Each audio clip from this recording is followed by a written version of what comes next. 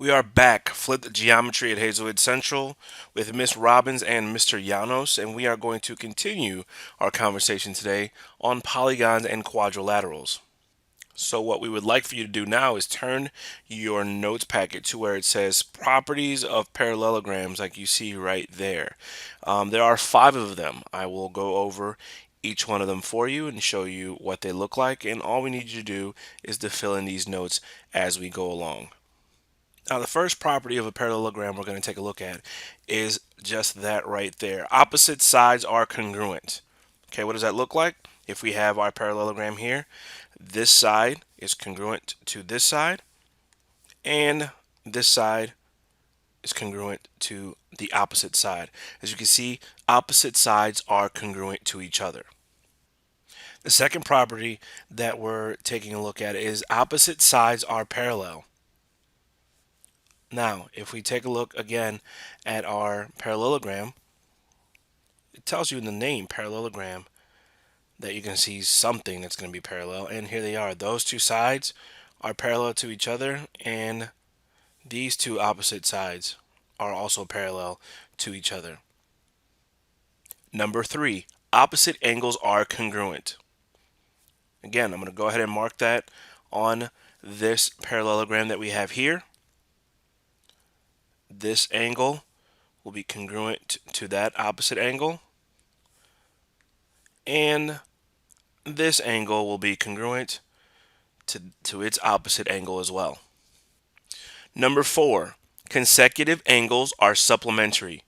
Remember, supplementary means that two angles add the sum of two angles equals 180 degrees. So if I were to choose this angle here and this angle here, the sum of these two is going to be 180 degrees. If I chose this consecutive angle with this consecutive angle, the sum would be 180. Same thing goes for this angle and this angle. The sum is 180. And lastly, this angle with this angle, 180 degrees. Doesn't matter which pair of angles I choose, the sum of any two consecutive angles together would be 180 degrees. And lastly, number five, diagonals bisect each other. The diagonals of this parallelogram, of any parallelogram, bisect each other. Now, let's draw the diagonals in here first. If you remember, diagonals would be this guy here and that guy there. So those would be the diagonals of my parallelogram, and they bisect each other, which means this side here is congruent to this side, and this segment is congruent to this segment there. So the diagonals of any parallelogram will bisect each other. Just to review our properties of parallelograms, we have five of them. The first one is opposite sides are congruent. The second one is opposite sides are parallel. Number three is opposite angles are congruent. Number four, consecutive angles are supplementary. And five, the diagonals bisect each other. So every time you have a parallelogram, all of these are valid, and this is what it would look like. We've got our opposite sides that are congruent to each other. We've got our opposite sides that are parallel to each other. We've got opposite angles in the green here that are congruent to each other. In blue, this is just one pair of supplementary angles. And then our diagonals that bisect each other. Now we need to move you to the chart that says proving parallelograms in the coordinate plane. If you remember, a few days ago we had you review the distance formula and the slope formula. Now's the time that you're going to use it. So I'm going to go over these three methods with you so you can have these notes with you whenever you do these practice problems. Method number one says prove both pairs of opposite sides are congruent. So if we were to mark these, let's go ahead and just mark them.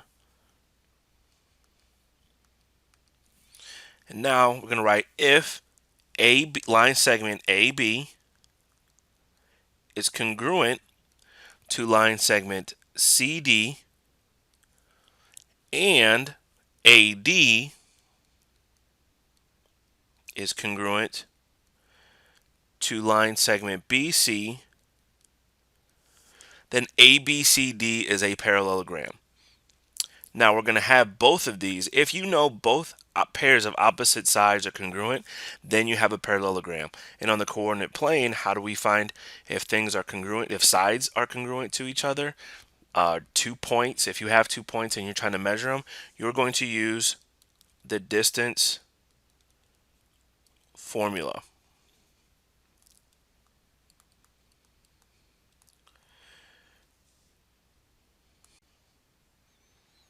Method number 2 says prove both pairs of opposite sides are parallel. So let's go with that one. Those two sides are going to be parallel to each other, and these two will be parallel to each other. So let's go ahead and write it out. If AB, line segment AB, is parallel to line segment CD and line segment AD is parallel to line segment BC, then parallelogram ABCD is a parallelogram. Now, what are we going to use? How do we find out if two line segments are parallel to each other? We're going to use our slope formula.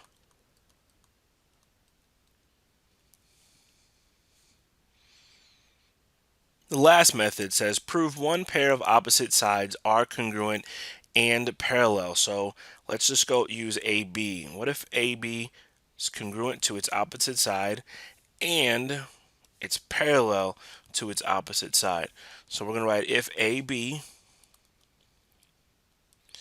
is congruent to CD and it's also parallel. Sorry, that's not parallel, is it? AB is parallel to CD. Then we know that quadrilateral is a parallelogram. And what are we going to use? The distance and the slope formula. Okay, so that was a lot of notes that we just went over. So I would make sure that if you need to watch this video again and complete the notes so you're ready to go in class when we talk about these practice problems. See you then.